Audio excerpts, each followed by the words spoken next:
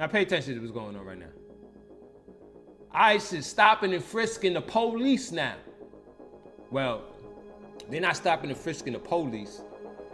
If you are black, brown, Asian, you white, and you are showing resistance to ICE, they will stop and frisk you. Good morning, everyone. I'm Mark Rulli, Police Chief of the City of Brooklyn Park. Behind me is a bunch of amazing police chiefs that are here in support. But not in very Brooklyn, short, but in very New York, important message Minnesota. that we want to share with you. And there's a Brooklyn in Ohio. What you won't hear from any of us today is rhetoric of abolish ICE or that there shouldn't be immigration enforcement. The truth is, immigration enforcement is necessary for our national security and for local security. But how it's done is extremely important. In fact, we have a long history of working exceptionally well with our federal partners, including ICE agents. And we've seen the best of them perform their job extremely well in the past. Recently, as the last 2 weeks, we, as law enforcement community, have been receiving endless complaints about civil rights violations in our streets from U.S. citizens. What we're hearing is they're being stopped in traffic stops or on the street with no cause and being forced to demand paperwork to determine if they are here legally. As this went on over the past 2 weeks, we started hearing from our police officers same complaints as they fell victim to this while off duty. Every one of these individuals is a person of color who has had this happen to them.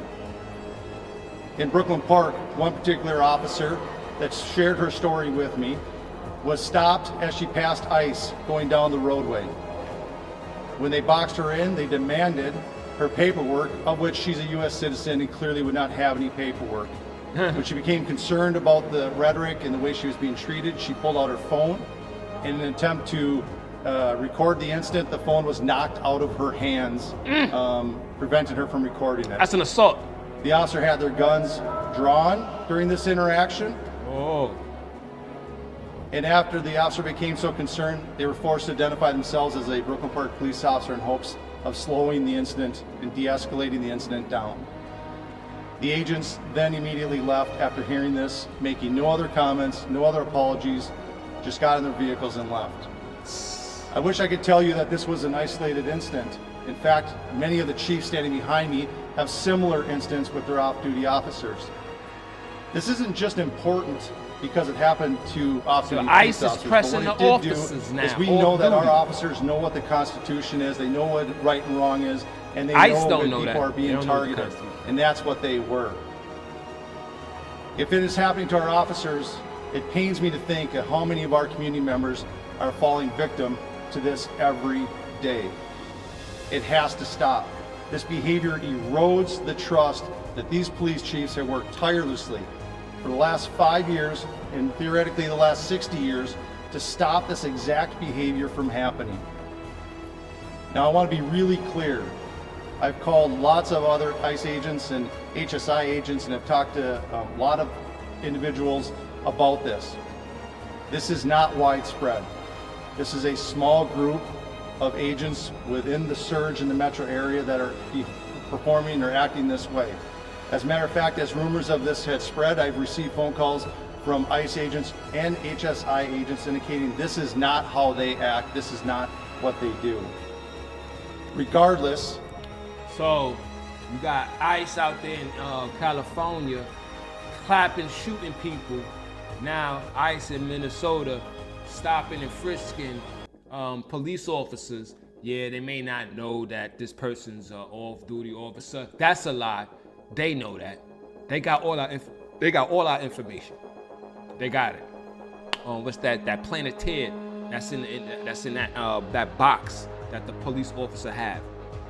No, it's called Planeteer. I forgot what's that. The Planeteer. I'll find it. I'll put it up there.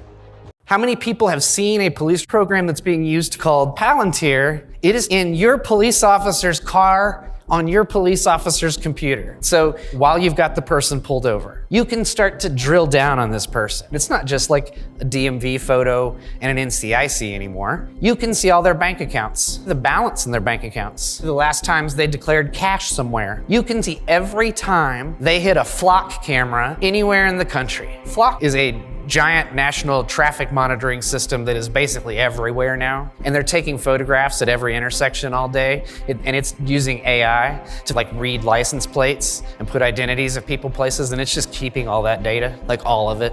That's what they've got in their car right now. And we're not getting that in discovery. We're not able to confront it. And we're not able to use it as Brady evidence. We've got Fourth Amendment issues galore, obviously. I didn't realize how prevalent it was. There has never been a surveillance program in the history of the United States that was not used brutally and in a corrupt fashion. And now we have the biggest surveillance system that we've ever had.